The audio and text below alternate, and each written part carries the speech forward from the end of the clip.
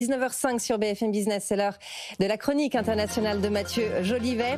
Mathieu, la tension monte d'un cran au Venezuela après les révélations chocs de Donald Trump sur des opérations secrètes en cours de la CIA sur le sol vénézuélien.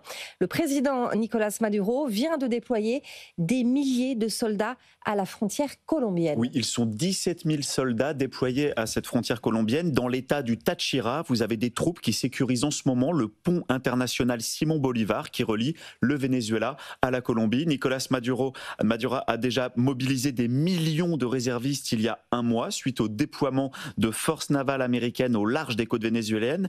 Et on sent bien que l'étau américain est en train de se resserrer. La phase 1, c'est en plein mois d'août, Donald Trump qui déploie sa force navale avec des frégates et un sous-marin à propulsion nucléaire au large de Caracas.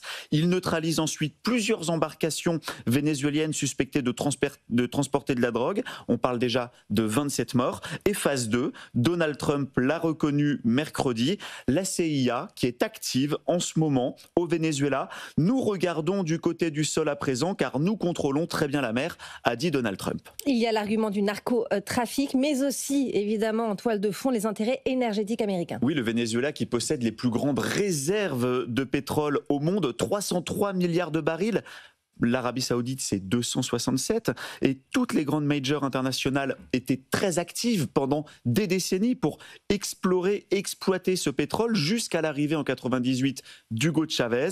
À partir de 98, il y aura une prise de contrôle politique sur tout le secteur pétrolier vénézuélien. Dans un discours fleuve en 2007, Hugo Chavez harangue la foule. Même si nous devions manger des pierres, disait-il, nous suspendrions l'envoi de pétrole aux États-Unis. Depuis, les pétroliers étrangers sont passés tous sous la tutelle de PDVSA, qui est l'entreprise publique vénézuélienne. Aujourd'hui, plus aucune d'entre elles n'opère réellement au Venezuela, à l'exception de Chevron, toujours présent, mais soumis à de très fortes pressions et de restrictions imposées par Washington. Et conséquence asphyxiée par les sanctions américaines, le Venezuela s'est tourné vers qui? Vers la Russie et la Chine. Exactement, la Chine qui est aujourd'hui le premier créancier du Venezuela, plus de 100 milliards d'euros de prêts, souvent remboursés en barils de pétrole. Sur place, Pékin investit dans des grands projets d'infrastructures. La Russie, de son côté, elle joue la carte militaire. Moscou a livré des armes, Moscou a formé sur place des unités vénézuéliennes.